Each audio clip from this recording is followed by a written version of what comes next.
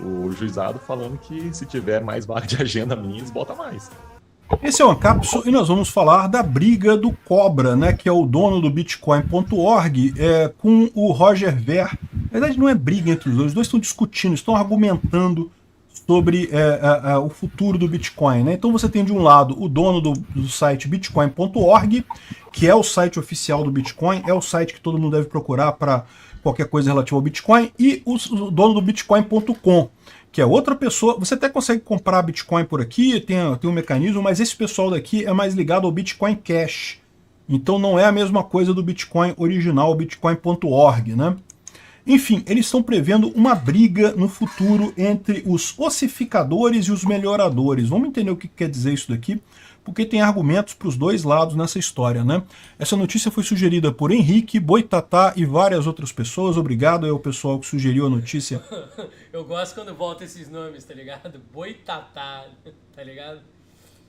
Tem um que fala sugerido por eu mesmo, tipo, porque o Peter às vezes fala isso, né? Eu mesmo que sugeri esse, aí o cara botou um nome de sugerido por eu mesmo, tá ligado? Eu mesmo que sugeri. Os caras são muito engraçados, né? Lá no nosso site, no visãolibertaria.com. E obrigado a você que está assistindo o nosso vídeo. Se você gosta do nosso conteúdo, por favor, deixa o seu like e se inscreva aqui no canal, né? Então, olha só, o dono do Bitcoin.org, que é o Cobra, é um programador que... o pessoal sabe quem é ele, tá? Mas ele mantém o anonimato dele, sendo chamado por Cobra. Ele aparentemente está respondendo a uma crítica feita pelo Roger Ver, que é o programador do site Bitcoin.com, que é o programador também do Bitcoin Cash, justamente depois que ele lançou essa crítica num livro chamado Hijacking Bitcoin, né? Vocês sabem, o pessoal do Bitcoin Cash acusa o pessoal do Bitcoin de ter, na verdade, hackeado o processo, de ter sequestrado o Bitcoin na mão deles, porque na visão deles, o Bitcoin original, o Bitcoin realmente, que era a visão do Satoshi, é o Bitcoin Cash, não é o Bitcoin que é o mainstream hoje em dia, né? E isso aí é uma discussão filosófica que não dá para saber quem que o Satoshi iria querer, porque o Satoshi sumiu no mundo, então não tem como saber de que lado que ele ficaria nessa história. A verdade é que o que você tem é argumentos dos dois lados, mas é só você ver o valor do Bitcoin e o valor do Bitcoin Cash para você ver quem ganhou essa discussão, né? O Bitcoin está valendo 69 mil, quase 70 mil dólares, um Bitcoin Cash está valendo 700 dólares. Então, assim, veja, o Bitcoin Cash, ele valorizou também, tá? Ele tem valorizado também, né? Mas só que, né, o Bitcoin realmente ficou com a parte principal da história aí, né? E essa briga que ele está falando aqui não é diferente da briga que aconteceu em 2017. Em 2017, para quem é novo no Bitcoin, né, houve a primeira grande cisão do Bitcoin. O Bitcoin fez um fork, um hard fork, que justamente se separou em duas moedas. Uma moeda foi o Bitcoin, a outra moeda o Bitcoin Cash. O Bitcoin Cash depois se dividiu mais vezes, porque uma vez que você saiu do padrão oficial, você começa a dividir um monte de vezes. Lá teve um monte de moeda gerada a partir do Bitcoin Cash. E como é que funcionam esses forks? Se você tem um Bitcoin, você passa a ter um Bitcoin e um Bitcoin Cash. Então você passa a ter aquela mesma moeda nos dois lados, né? O que você tinha de Bitcoins, você passa a ter dos dois.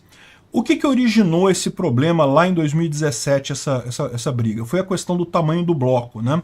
O Bitcoin ele tem uma limitação de tamanho de bloco de 1 megabyte, era o máximo do tamanho do bloco dele, e o pessoal estava reclamando por quê? Porque de vez em quando a rede ficava muito congestionada. O que é a rede ficar congestionada? Você vê aqui os valores para mineração muito altos. Agora está baixíssimo aqui, 8 satoshis por V-byte, está muito baixo aqui. Agora você consegue transferir Bitcoin muito rápido, mas quando você tem uma rede congestionada, né, esses valores sobem.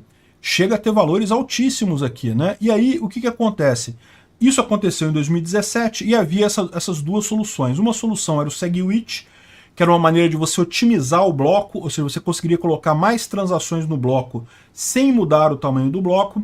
A outra alternativa era você aumentar o tamanho do bloco. Então, o Bitcoin Cash foi aumenta-se o tamanho do bloco, o Bitcoin normal continuou com o mesmo tamanho do bloco, mas implementou o SegWit, né? Que é justamente essa otimização das transações lá dentro do bloco Bitcoin. Então, essa discussão aconteceu em 2017. Claramente o Bitcoin ganhou, porque continuou com muita força, e agora o Cobra está se preocupando, porque ele diz que vão se formar esses dois grupos, os ossificadores, que é aqueles que não querem mudar o Bitcoin em nome da segurança, e os melhoradores, que acham que o Bitcoin tem que melhorar, tem que ser alterado e coisa e tal, né? E o mais interessante dessa história no Bitcoin é quem é que vai decidir no final das contas. E a resposta para isso é todo mundo que usa o Bitcoin. Por quê? Porque na hora de você instalar uma nova versão do Bitcoin, você só instala se você tiver confiança que aquela mudança é positiva, senão você fica com a versão anterior. Então, ou seja, o que ele está dizendo aqui é que isso vai gerar novos forks, e aí vai ser o mercado que vai determinar quem é que vai ganhar essa história, né? Então, em termos simples, o primeiro grupo estaria mais preocupado com a segurança do Bitcoin, deixa o código do jeito que está, mexe o mínimo possível para corrigir problemas e coisa e tal. Já o segundo grupo estaria interessado em atualizações mais agressivas para melhorar o protocolo do Bitcoin. Ou seja, é basicamente... É sempre a briga entre os progressistas e os conservadores, né, cara? Impressionante, né? No final do dia, a sociedade é sempre isso, né? Progressismo e conservadorismo, né? Tá ligado? Não é esquerda e direita, não é nada disso. Tem a galera que quer mudar as coisas porque acha que tá ruim do jeito que tá por qualquer motivo, e tem a galera que tem medo de que mude, né? Que é melhor deixar do jeito que tá, né? E não tem certo e errado, né? Para algumas coisas é melhor progredir, para outras coisas é melhor conservar, entendeu? Não tem muito... Mas você vê que tudo é isso, né? É sempre essa briga, né? Do progressismo com o conservadorismo, né? Basicamente a mesma coisa lá do fork que teve, que surgiu o Bitcoin Cash e outros clones do Bitcoin. Foi justamente porque o pessoal, na época, ossificador, queria manter o bloco no tamanho esperado, queria só otimizar o bloco, enquanto o pessoal melhorador queria melhorar o protocolo e coisa e tal, né? Então, ele está falando isso aqui, ó, a próxima grande divisão na comunidade Bitcoin será entre ossificadores e melhoradores. Mantendo o Bitcoin estável e seguro, não corremos riscos com mais soft forks ou continuamos mexendo e fazendo mudanças para continuar melhorando o Bitcoin, né? E, bom, eu vou dizer para vocês que eu prefiro a primeira opção, tá? Eu prefiro que se mexa o mínimo possível no Bitcoin, que a maior parte das coisas seja feita na segunda camada. E vou explicar para vocês por quê. Vocês sabem, eu trabalhei durante muito tempo em segurança da informação, né? Na época que eu trabalhava em segurança da informação, eu já trabalhava com segurança no desenvolvimento de software. Mas foi curiosamente depois que eu saí da área que começaram a haver muitos ataques contra equipes de desenvolvimento, né?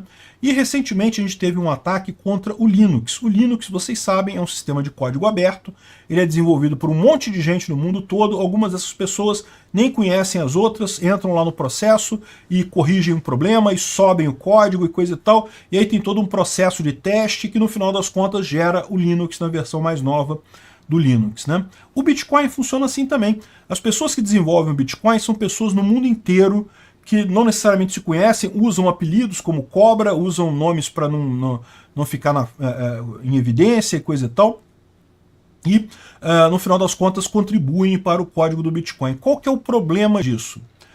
No Linux houve um caso de um desenvolvedor que já trabalhava há 2 anos no código do Linux que de repente virou malicioso, colocou um código malicioso de propósito dentro da biblioteca XZ lá no Linux, né? Eu falei sobre isso lá no meu outro canal, no Safe Source, que é o canal que eu falo sobre segurança da informação, e foi de propósito. O cara foi lá e botou aquilo de propósito para atingir sistemas Linux. E realmente, de fato, um grande número de sabores do Linux ficou comprometido por essa mudança. Teve que se fazer alterações e coisa e tal.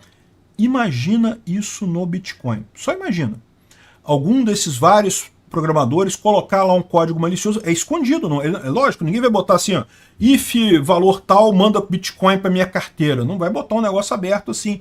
Vai ser uma coisa escondida, vai deixar ali uma margem que ele sabe, porém, que depois ele consegue explorar aquilo para tirar Bitcoin da rede, né? Então isso daí é uma coisa muito preocupante no final das contas. O Bitcoin ele já acabou com várias funcionalidades para diminuir a chance de problemas de segurança. As primeiras versões do Bitcoin tinham uma parte de mensageria, de você mandar mensagens pela rede do Bitcoin. Isso hoje não existe mais. Por quê? Porque foi morto, porque viram que podia ser usado para um monte de ataques e coisa e tal, ataques de engenharia social e coisa e tal. Melhor acabar com isso. Quer saber sobre notícias do Bitcoin? Vê os sites especializados na internet, né? Enfim, eu tendo a ver mais o lado dos ossificadores. Acho que quanto menos mexer no código do Bitcoin, melhor, né? Mas o Cobra parece que prefere os mantenedores, prefere que a coisa seja melhorada. E também o Dash Jr., que também é um outro grande desenvolvedor, o Lucas Dash, ele também é um grande desenvolvedor, também prefere a questão de blocos grandes e coisa e tal. Já estão falando de novo em aumentar o bloco do Bitcoin, né? Eu não sei não, eu não gosto disso. O Roger Ver era um programador antigo do Bitcoin, era um programador muito importante e parece que ele que começou essa decisão com um livro dele. Me deu vontade de ler esse livro para ver quais são os argumentos dele aqui, por mais que eu veja claramente que o Bitcoin ganhou a luta contra o Bitcoin do Roger Ver, no final das contas o futuro ainda está aberto, né? Vamos ver quem é que, de quem que os argumentos, quais os argumentos que são bons nessa história, né?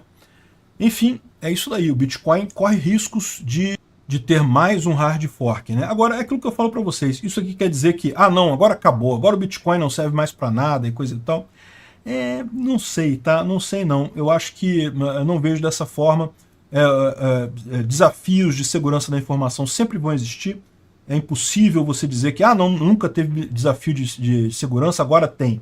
Não é assim que funciona, sempre teve desafio, sempre vai ter. E temos que manter ao máximo o Bitcoin seguro. Isso é o mais importante, isso é o ponto fundamental do Bitcoin, a segurança. O resto, privacidade, não sei o que lá, velocidade de transação, custo de transação, tudo isso é importante? É lógico que é importante, mas o fundamental é a segurança. Obrigado por assistir o vídeo até o final. Além de curtir... Mas até a segurança também é complexa, né? Segurança em relação ao quê, né? Você não consegue estar protegido sobre tudo, né?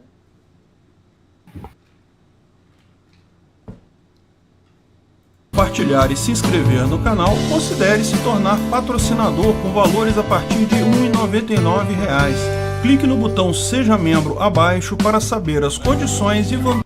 Mais algum vídeo dele pra gente reagir? Oi? Mais algum vídeo dele pra gente reagir? Eu gostei desse vídeo. Sim,